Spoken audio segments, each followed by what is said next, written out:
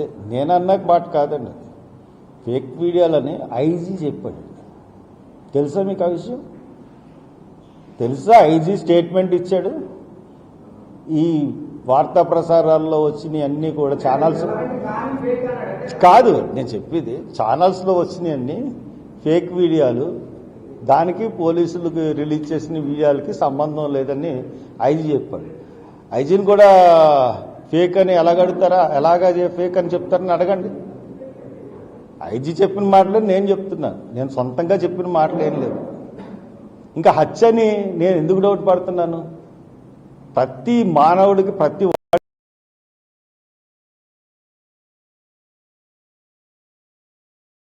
Secular విధానం. ఇక్కడ జరుగుతున్నది ఏంటి? నేను హత్య అని అనుకుంటున్నాను, వాళ్ళు యాక్సిడెంట్ అని అనుకుంటున్నారు.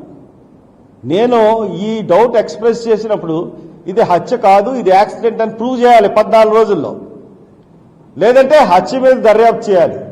ఎందుకు నేను హత్య అనుకుంటున్నాను? తల మీద దెబ్బలు, చెప్తున్నాను కదా, తల మీద దెబ్బలు ఉన్నాయి, ముఖం మీద దెబ్బలు ఉన్నాయి, ప్రతి చోట దెబ్బలు ఉన్నాయి. అటువంటిప్పుడు యాక్సిడెంట్ ఎలా అవుతుంది? హెల్మెట్ పెట్టుకున్నవాడు తల మీద దెబ్బలు ఎలా వస్తాయి? పోస్ట్ మార్టం రిపోర్ట్లో కూడా నాకు కాన్ఫిడెన్షియల్గా తెలిసింది సస్పీషియస్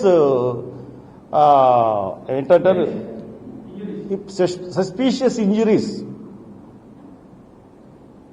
తర్వాత ఈ ఫేక్ వీడియోల్లో అతన్ని క్యారెక్టర్ అసాసినేషన్ చేయడానికి మందులు కొన్నాడని చెప్పి, లిక్కర్ కొన్నాడని రకరకాల వీడియోలు వచ్చింది.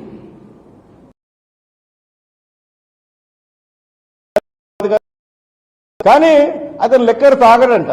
చాలా మందిని అడిగాను, లిక్కర్ తాగడంట. లిక్కర్ తాగి క్వశ్చనే లేదు, అతను లిక్కర్కి అలవాట్లేదు అని చెప్పారు. అని చెప్పిన తర్వాత దాన్ని మనం ఎలాగ వినండి. లింకన్ గారు నేను ఆయన సమాధానం చెప్తున్నాను కదా, పక్కన డిస్టర్బ్ చేస్తారు ఎందుకండి. ఇప్పుడు ఆ ఫేక్ వీడియోలు ఆ రకంగా వాళ్ళు చెప్పారు.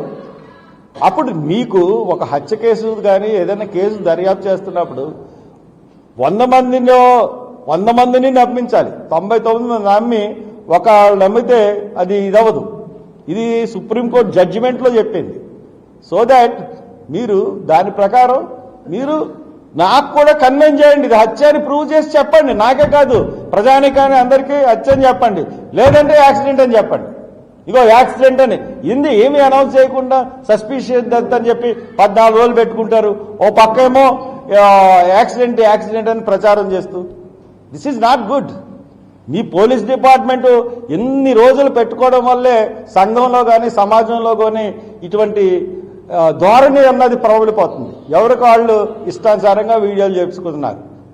ఆ వీడియోలు వచ్చినంతకాలం చాలా మంది దుర్మార్గులు ఇష్టానుసారంగా వాళ్ళ ప్రవీణ్ పగడాలని తాగుబోతు తిరుగుబోతు అని చెప్పేసి. తప్పు కదా అది.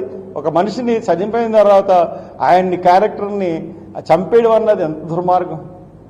అంటే 10 మంది పిచ్చి కుక్క అని కొట్టేసి అందుకని చంపేసామని నేను అంటానుగా, తప్పది.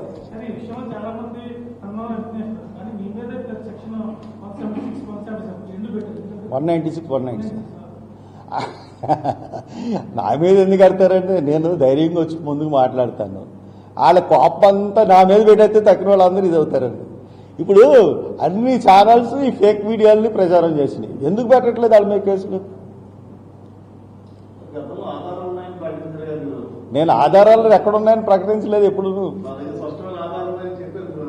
నేనేం చెప్పలేదు. ఎప్పుడు స్పష్టమైన ఆధారాలు ఎక్కడున్నాయి?